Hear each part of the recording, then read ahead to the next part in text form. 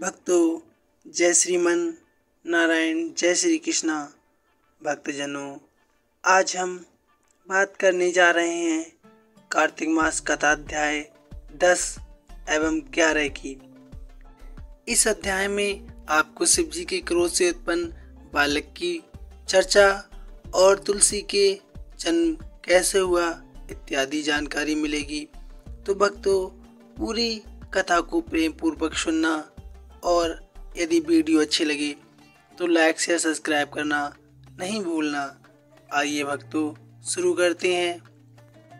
अब पृथु राजा नारद जी से बोले, हे ऋषि श्रेष्ठ नारद जी, आपको प्रणाम है। कृपया आप ये बताने की कृपा कीजिए कि जब भगवान शंकर ने अपने मस्तक के तेज को क्षीर सागर में डाला तो उस समय क्या हुआ। नारद जी बोले, हे राजन, जब भगवान शंकर ने अपना वह तेज क्षीर सागर में डाल दिया तो उस समय वह शीघ्र ही बालक होकर सागर के संगम पर बैठकर संसार को बह देने वाला रुदन करने लगा। उसके रुदन से संपूर्ण जगत व्याकुल हो उठा, लोकपाल भी व्याकुल हो गए, चराचर चलायमान हो गया। शंकर सुबन के रुदन में संपूर्ण ब्रह्मांड व्याकुल हो गया। ये देखकर सभी देवता और ऋषि मुनि व्याकुल होकर ब्रह्मा जी की शरण में गए और उन्हें प्रणाम कर उनकी स्तुति करने लगे। उन सभी ने डरते हुए ब्रह्मा जी से कहा, हे ब्रह्मा जी, ये तो बहुत ही कठिन परिस्थिति आ गई है। हे महायोगी, इसको नष्ट करने का उपाय बताइए। देवताओं के मुख से इस प्रकार सुनकर ब्रह्मा जी सत्यलोक से उतरकर उस बालक को देखने के लिए सागर तट पर आए। सागर ने ब्रह्मा जी को आता देखकर उन्हें प्रणाम किया और बालक को उठाकर उनकी गोद में दे दिया। आश्चर्यचकित होते हुए ब्रह्मा जी ने पूछा, हे सागर, ये बालक किसका है? शीघ्रता पूर्वक कहो। सागर ने डरते हुए बोला, प्रभु, ये तो मुझे ज्ञात नहीं, परंतु मैं इतना अवश्य जानता हूँ कि ये गंगा सागर के संगम पर प्रकट हुआ है। इसलिए ये जगत गुरु, आप इस बालक का जात कर्म आदि संस्कार करके इसका जातक फल बताइए। नारद जी राजा पृथु से बोले। सागर ब्रह्मा जी के गले में हाथ डालकर बार बार उनका आकर्षण कर रहा था। फिर तो उसने ब्रह्मा जी का गला इतनी जोर से पकड़ा कि उसे पीड़ित होकर ब्रह्मा जी की आंखों से अश्रु टपकने लगे। ब्रह्मा जी ने अपने दोनों हाथों को जोर से लगाकर किसी प्रकार सागर से अपना गला छुड़वाया और सागर से कहा, हे सागर, सुनो, मैं तुम्हारे इस पुत्र का जातक फल कहता हूँ। मेरे नेत्रों से ये जो जल निकला है इसका कारण है, इसका नाम जलंधर होगा। उत्पन्न होते ही ये तो तरुण अवस्था को प्राप्त हो गया, इसलिए सब शास्त्रों का परमगामी, महापराक्रमी, महावीर, बलशाली, महायोद्धा और रण में विजय प्राप्त करने वाला होगा। ये बालक सभी दैत्यों को अधिपति होगा और इसकी किसी से हार नहीं होगी तथा भगवान विष्णु को भी ये जीतने वाला होगा। भगवान शंकर को छोड़कर ये सबसे अवध होगा। जहाँ से इसकी उत्पत्ति हुई है ये वहीं जाएगा।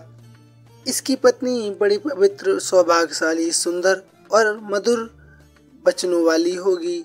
सागर को इससे प्रकार कहकर ब्रह्मा जी ने शुक्राचार्य को बुलाया और उनके हाथों से बालक का राज्याभिषेक करवाकर स्वयं अंतर ध्यान हो गए। बालक को देखकर सागर की प्रसन्नता की सीमा न रही। वह हर्षित मन से घर आ गया। फिर सागर ने उस बालक का लालन पालन कर उसे पुष्टि किया। फिर कालनेमी नामक असुर को बुलाकर वृंदा नामक कन्या से विधि पूर्वक उसका विवाह करा दिया। उस विवाह में बहुत बड़ा उत्सव हुआ और श्री शुक्राचार्य के प्रभाव से पत्नी सहित जलंधर दैत्यों का राजा हो गया। भक्तों, अब कथा अध्याय 11। एक बार सागर पुत्री जलंधर अपनी पत्नी वृंदा सहित असुरों से सम्मानित हुआ सभा में बैठा हुआ था। तभी गुरु शुक्राचार्य का वहां आगमन हुआ। उनके तेज से सभी दिशाएं प्रकाशित हो गईं। गुरु शुक्राचार्य को आता देखकर सागर पुत्र जलंधर ने असुरों सहित उठकर बड़े आदर से उन्हें प्रणाम किया।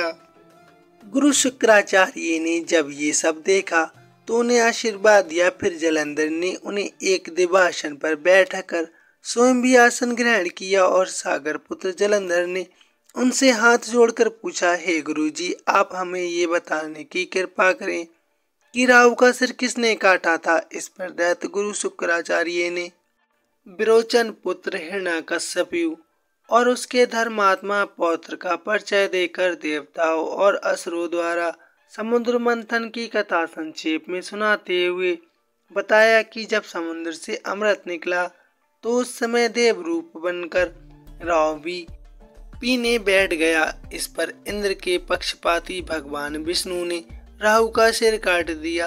अपने गुरु के मुख से इस प्रकार के वचन सुनकर जलंधर को क्रोध आ गया और उसके क्रोध की सीमा न रही। उसके नेत्र लाल हो गए। फिर उसने अपना धश्मर नामक दूत को बुलाया और उसे शुक्राचार्य द्वारा सुनाया गया वृत्तांत सुनाया। तत्पश्चात उसने धश्मर को आज्ञा दी कि तुम शीघ्र ही इंद्रपुरी में जाकर इंद्र को मेरी शरण में लाओ। धश्मर जलंधर का बहुत आज्ञाकारी एवं निपुण दूत था। वह जल्दी ही इंद्र की सुधर्मा नामक सभा में जा पहुंचा और जलंधर के शब्दों से इंद्र से बोला, हे देवता धाम, तुमने समुद्र का मंथन क्यों किया और मेरे पिता के समस्त रत्नों को क्यों ले लिया? ऐसा करके तुमने अच्छा नहीं किया। वह क्रोध में आकर बोला, यदि तू अपना भला चाहता है तो सब रत्न और देवताओं सहित मेरी शरण में आ जा, अन्यथा मैं तेरे राज का ध्वंस कर दूंगा।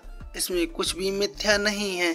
ऐसा सुनकर इंद्र को विस्मित हुआ और कहने लगा, पहले मेरे भय से सागर ने सब पर्वतों को अपनी कुची में क्यों स्थान दिया और उसने मेरे शत्रु दैत्यों की क्यों रक्षा की? इसी कारण मैंने उनके सब रत्न हरण किए हैं। मेरा द्रोही सुखी नहीं रह सकता, इसमें संदेह नहीं। इंद्र की ऐसी बात सुनकर वह दूत शीघ्र ही जलंधर के पास आया और सब वृत्तांत कह सुनाया। उसे सुनते ही दैत्यराज मारे क्रोध के अपने होंठ फाड़ने लगा और अपने आप को इधर उधर पटकने लगा और कहने लगा, विजय प्राप्त करने के लिए उसने उद्योग आरंभ कर दिया है। फिर तो सब दिशाएं पाताल से लेकर करोड़ों करोड़ों दैत्य उसके पास आने लगे। शुंभ निशुंभ आदि करोड़ों सेनापतियों के साथ जलंधर इंद्र से युद्ध करने लगा। शीघ्र ही उसने इंद्र के नंदन वन में अपनी सारी सेना उतार दी।